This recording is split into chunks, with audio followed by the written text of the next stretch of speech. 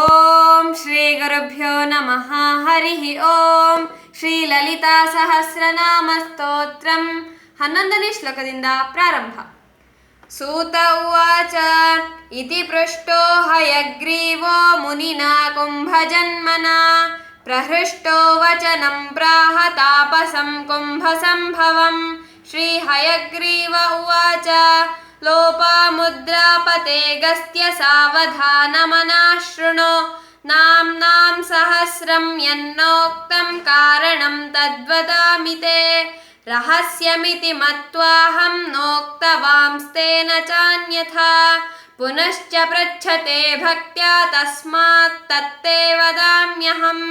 ಬ್ರೂಯಾಚ್ಛಿಷ್ಯಾಯ ಭಕ್ತಾಯ ರಹಸ್ಯಮಪಿ ದೇಶಿಕಃ ಭವತಾ ನ ಪ್ರದೇಯಂ ಸ್ಯಾದಭಕ್ತಾಯ ಕದಾಚನ ನ ಶಠಾಯ ನ ದುಷ್ಟಾಯ ನ ವಿಶ್ವಾಸಾಯ ಕರ್ಹಿಚಿತ್ ಶ್ರೀಮಾತೃಭಕ್ತಿಯುಕ್ತಾಯ ಶ್ರೀವಿದ್ಯಾರಾಜವೇದಿನೇ ಉಪಾಸಕಾಯ ಶುದ್ಧಾಯ ದೇಯಂ ನಾಮ ಸಹಸ್ರಕಂ ಯಾನಿ ನಾಮ ಸಹಸ್ರಾಣಿ ಸದ್ಯಃ ಸಿದ್ಧಿಪ್ರದಾನಿ ವೈ ತಂತ್ರೇಷು ಲಲಿತಾ ದೇವ್ಯಾಸ್ತೇಷು ಮುಖ್ಯಮಿದಂ ಮುನೇ ಶ್ರೀವಿದ್ಯೈವ ತು ಮಂತ್ರಾಣಾಂ ತತ್ರ ಕಾದಿರ್ಯಥಾ ಪರಾ ಪುರಾಣಾಂ ಶ್ರೀಪುರಮಿವ ಶಕ್ತೀನಾಂ ಲಲಿತಾ ಯಥಾ ಶ್ರೀವಿದ್ಯೋಪಾಸಕಾನಾಂ ಚ ಯಥಾ ದೇವೋ ವರಃ ಶಿವಃ ತಥಾ ನಾಮ ಸಹಸ್ರೇಷು ವರಮೇತತ್ ಪ್ರಕೀರ್ತಿತಂ ಯಥಾಸ್ಯ ಪಠನಾದ್ ದೇವಿ ಪ್ರೀಯತೆ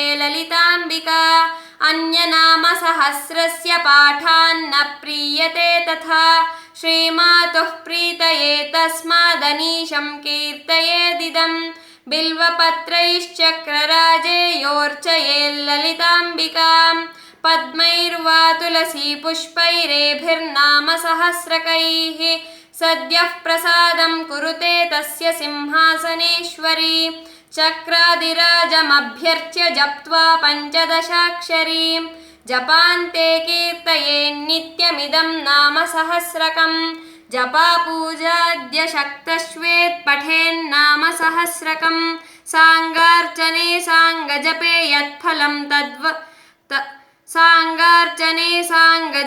ಯತ್ಫಲಂ ತದವಾಪ್ನುಯಾತ್ ಉಪಾಸನೆ ಸ್ತುತಿರನ್ಯಾಃ ಪಠೇದಭ್ಯುದಯೋ ಹಿ ಸಹ ಇದಂ ನಾಮ ಸಹಸ್ರಂತು ಕೀರ್ತಯೇನ್ನಿತ್ಯಕರ್ಮವತ್ ಚಕ್ರರಾಜಾರ್ಚನಂ ದೇವ್ಯಾ ಜಪೋ ನಾಮ್ನಾಂ ಚ ಕೀರ್ತನಂ.